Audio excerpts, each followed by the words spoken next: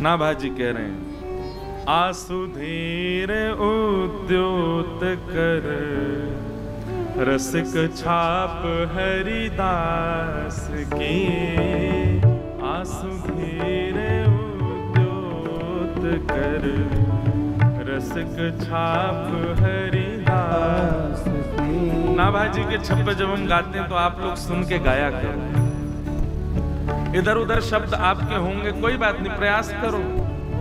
आसुधीर उद्योत कर रसिक छाप हरिदास की। आसुधीर उद्योत कर रसिक छाप हरिदास की। जुगल नाम सोने जपत नित कुंज बिहारी।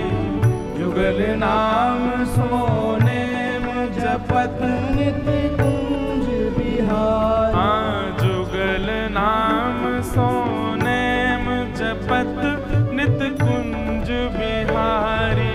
जुगल नाम सोने जपत नित कुंज बिहारी। हाँ, अवलोकत रह केल सखी सुख के अधिकारी।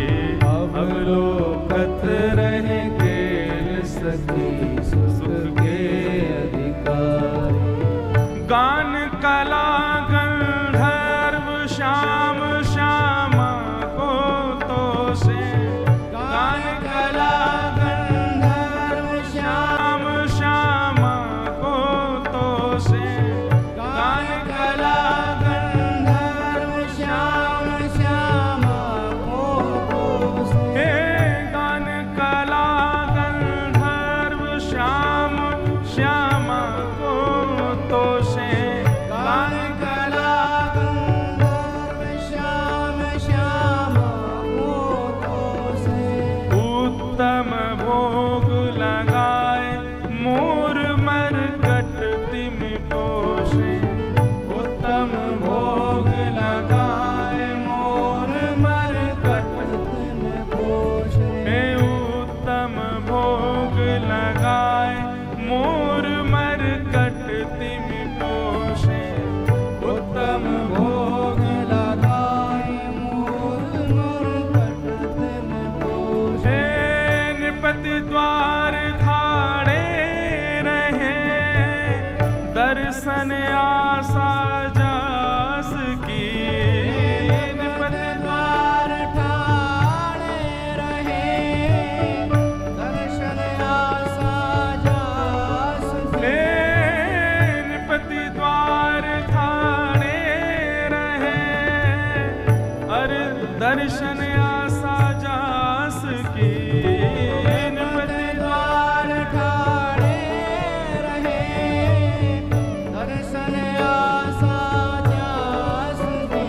हे आसुधीर उद्योत कर रसिक छाप हरिदास की।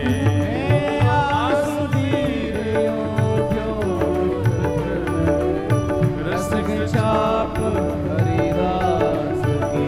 हे निपति द्वार धाड़े रहे दर्शन आशा जास की। निपति द्वार ठाड़े रहे दर्शन आशा जास की। हे आसुधीर उद्योत कर रसिक छाप हरिदास की। आसुधीर उद्योत कर रसिक छाप हरिदास की। बोलो प्रेम से कुंज बिहारी, कुंज बिहारी, कुंज बिहारी। आसुधीर उद्योत कर रसिक छाप हरिदास की। कल हमने श्रवण किया स्वामी श्री हरिदास जी महाराज को रसिक की छाप कौन ने दी है? किशोरी जी ने दी है। रसिक छाप, ये रसिक शब्द केवल स्वामी जी के लिए प्रयोग किया गया है। जो रस में डूबे हुए हैं उनको रसिक नहीं कहते। रसिक कौन है? बोले जो दूसरे को भी रस में डुबावे की क्षमता रखें वो रसिक हैं, वाकु रसिक कहें। सब रसिक नहीं होते। जो रस में डूबो भयो है वो रसिक नहीं, जो दूसरे को भी रस प्रदान करे वो रसिक है। वो श्री स्वामी हरदास जी महाराज, रसिक छाप हरदास। नृपति द्वार थाने रहे दर्शन आशा जास की, आंसू धीर उद्योत कर रसिक छाप हरिदास की।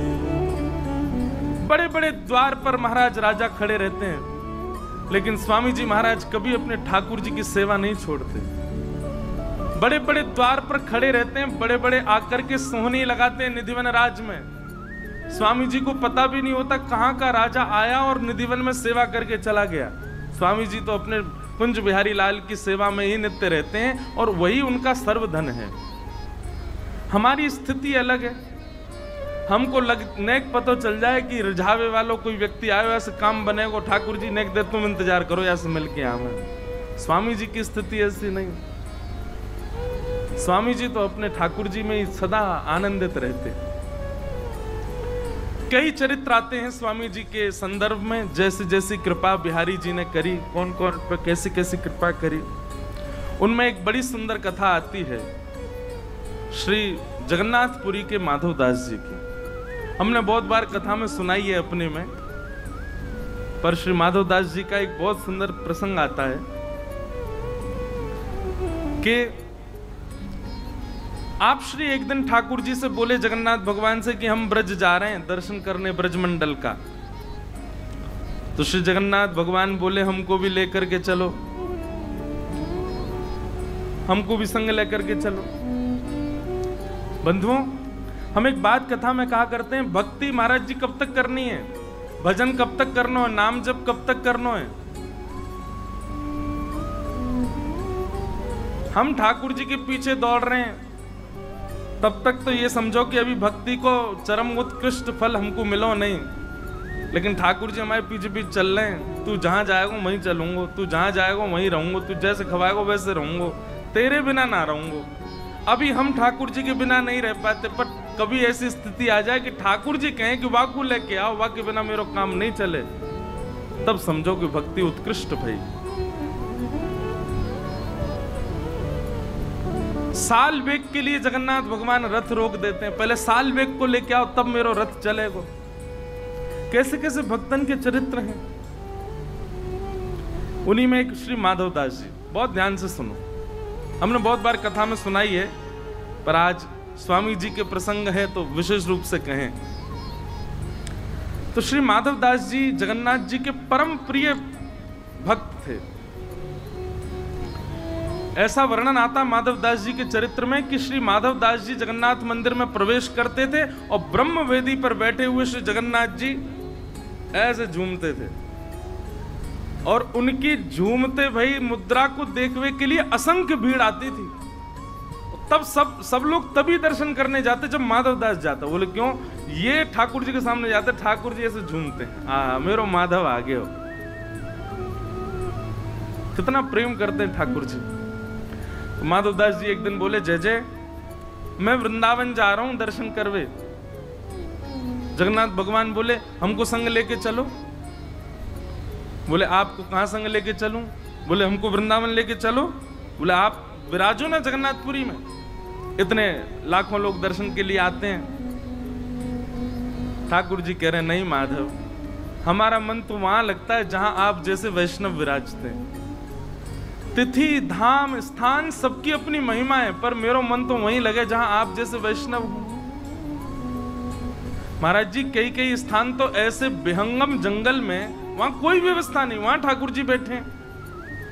अभी हम पंढरपुर होके आए, महाराष्ट्र में बिल्कुल अंदर प्रवेश कर जाओ तब जाकर के चंद्रभागा नदी के तट पर, वहां कोई बारिश भी बढ़िया से नहीं होती वहां पे। स्थान भी ऐसा है अत्यंत, अभी भी महाराज जी वहां गरीबी दिखती है, ज्यादा धन धान्य नहीं है। वहां पे दोनों भुजा कमर पर धर के ठाकुर जी खड़े, किसके लिए? पुंडलिक के लिए खड़े। तीर्थ धाम स्थान सबकी महिमा अपनी है, पर ठाकुर जी तो वहां बसे जहां हरिदास बसे। माधव हमको संग ले चलो। माधव दास जी बोले जय जय, बड़ो लंबो रास्ता है वृंदावन को, जगन्नाथपुरी तो वृंदावन जाएंगे, रास्ता में हम तो, हमारी तो आदत है 4-4 दिन भी भोजन नहीं मिले तो रह लेंगे। आप कैसे रहोगे? दिन में 8 बार तो भोजन चाहिए आप, और एक बार भी नेक चूक है जाए, कमी पड़ जाए सो ही आपको भूख लगे आवे, कैसे जाओगे? इतनी व्यवस्था कहां करूंगा? दूसरे आप इतने भारी, कहां मैं पत्रो दुबरो सो कैसे लेके जाऊंगा आपको? ठाकुर जी बोले हम हल्के है जाएंगे, हम भी भोजन आपकी तरह कर लेंगे। माधवदास जी बोले फल खा के रह लोगे? 2-2 दिन तक पत्ता खा के रह लोगे? यहाँ चटकदार महाराज आपके काजे दाल बने, सुंदर सुंदर पकवान बने, तब तो आपको मन ना लगे, और पत्ता खा के रहोगे? आप विराजो जगन्नाथपुरी में, हम जा रहे हैं वृंदावन। ठाकुर जी के नेत्र सजल हो गए, माधवदास जी वृंदावन जा रहे हैं, मैं कैसे रहूंगा माधव के बिना? माधवदास जी तो चल पड़े। कहां माधवदास जी 3 दिन तक भूखे रह लेते थे, परंतु जगन्नाथपुरी से नेक ही दूर पहुंचे होंगे महाराज। ऐसी जोर की भूख लगी माधवदास जी को, मन में भाव आयो नेका देर में भोजन नहीं मिला तो मैं तो पेड़ नहीं खा जाऊंगा, इतनी जोर की भूख लगी। तभी एक घर दिखो, दौड़ करके गए, खटखटायो, अंदर से बूढ़ी माँ आई, मैया जल्दी जो हो घर में भोजन पवाओ, बहुत तेज भूख लगी है। मैया सुंदर थाल लगा के लाई, लो बाबा पाओ। माधवदास जी तो आज तो कोई आचमन कियो ही नहीं, सब सियाराम बोले चलो प्रसाद पाओ, आपत्तिकालीन मर्यादा हंसती। ऐसी जोर की भूख। माधवदास जी ये भी सोचते जा रहे, इतनी भूख मुझे कभी लगी नहीं जीवन में। सामने बैठी मैया बोली, बाबा नेक आराम थे, धीरे थे, और सबरो अकेलो ही खा जाओगे? बगल में नेक सो बालक बैठो है, याकू भी खवाए तो बेचारो ऐसा टुकुर टुकुर देख रहा आपकी थाली की ओर। माधवदास जी बोले कौन है हमारे साथ? कोई नहीं मैया, हम अकेले आए हैं। बोले अच्छा, ये नेक सो बालक बैठो, ऐसे बड़े बड़ी आंखें यहाँ की, ऐसो काजर लगा करके, मुंह तो यूं लग रही है कौन मैया ने अपना लाला दे दियो। ए बाबा तू कहीं बालकन को अपहरण करके तो ना ले जा रहा? माधवदास जी बोले कोई तो नहीं है मैया। बोले अच्छा, मुझे पागल समझे, जे बगल में बैठो तेरे। माधवदास जी बोले यहाँ बैठो है? बोले हाँ, कैसो है? बोले बड़े बड़े नेत्र हैं, काजल लगा रखो है, घुंघराले केश हैं सिर पर। बोले मैया वर्ण बताओ, वर्ण कैसो है? बोले सांवलो। माधवदास जी समझ गए, ओ जगन्नाथ स्वामी नयन पथगामी भवतु में। नहीं माने, चले आए। तभी मैं कहूं इतनी जोर की भूख क्यों लग रही है। श्री जगन्नाथ जी हृदय में बैठ के आ गए माधवदास जी के। बोले अब तो भैया वहां पे पूजा है रही है, जगन्नाथ जी कहां? बोले माधवदास के संग चले गए। जिन माधवदास जी को 3-4 महीने में वृंदावन पहुंच जाना था, 7 महीना में पहुंचे। क्यों? नेक चले, भूख लगे आवे, पेट पे हाथ धर के गए, जय जय नेक धैर्य कर लो, कछू तो चलन दो। जगन्नाथ जी बोले मेरी गलती ना है, तुम लोगों ने खवा खवा की आदत कर दी है मुझे, अब भूख लगे आवे क्या करूं? बेचारे माधवदास जी पहुंचे वृंदावन। आहा, अच्छा ये बात क्यों है कि जब बिहारी जी प्रकट भये ना, भुवन चतुर्दश की सुंदरता निधिवन करत बिहार, श्यामा प्यारी कुंज बिहारी जय जय श्री हरिदास। बिहारी जी इतने सुंदर हैं कि महाराज जब बिहारी जी के प्राकट्य की खबर पता चली ना, तो पूरे भारत से संत समाज आयो वृंदावन दर्शन करवे। जब श्री माधवदास जी को पता चली तो माधवदास जी भी आ रहे हैं। जाते ही वृंदावन पहुंचते ही सबसे पहले निधिवन गए। निधिवन गए तो वहां पर श्री विठल विपुल देव जी ने कही कि भैया ठाकुर जी तो अभी जो है का राजभोग आरोगेंगे, तो अभी कपाट बंद हैं और बाकी स्वामी जी अभी मानसरोवर से आमेंगे। आप थोड़ी देर यमुना जी के आसपास कहीं विराज के निकाद अपनो भजन कर लो, संध्या वंदन कर लो, थोड़ी देर में आ जाइयो। और आप भूखे प्यासे होंगे, अभी तो राजभोग में समय है, इतनी दूर से चल के आए, लो नेक चना ले जाओ। यमुना जी के तट पर गए, आपने जैसे स्नान किया, जोर की भूख लगी आई, पेट पे हाथ करके बोले रुक जा रुक जा रुक जा, पवा रहा हूं, नेक डट जाओ। स्नान ध्यान करके अपनो स्वरूप श्रृंगार करके संध्या वंदन करके महाराज सोई चना लेकर के पान लगे माधवदास जी। मतलब विचार करो, माधवदास जी पाते हैं, पेट ठाकुर जी का बढ़ता है। माधवदास जी ने चना पा लिए, चना पा करके माधवदास जी बोले अब चलें दर्शन करके आमें श्री बांके बिहारी जी के, कुंज बिहारी जी। अच्छा, बांके बिहारी जी का मूल नाम कुंज बिहारी ही है, बाद में बांके बिहारी पड़ गए हो, पर मूल श्री स्वामी जी को जो दियो नाम है वो कुंज बिहारी। स्वामी जी महाराज के दर्शन के लिए जैसे ही निधिवन राज में आए, बाहर आकर के खड़े है गए। स्वामी जी अंदर राजभोग आरोगा रहे, स्वामी जी निकल करके भीतर से बाहर आए, बाहर आकर के दर्शनार्थी खड़े, कई सारे संत महापुरुष खड़े। स्वामी जी बोले भैया आप में से माधवदास कौन है? माधवदास जी बोले मैं हूं माधवदास। बोले इतकू आओ। माधवदास जी बोले काहे गो जय जय, आपको मेरा नाम कैसे पता? स्वामी जी महाराज दंडवत प्रणाम कियो पहले तो। बोले तुम्हारो नाम बिहारी जी ने बताया मुझको। बोले बिहारी जी को भी मेरा नाम पता है? बोले अरे बाबा तेने ठाकुर जी को रूखे चना खवाए दिए?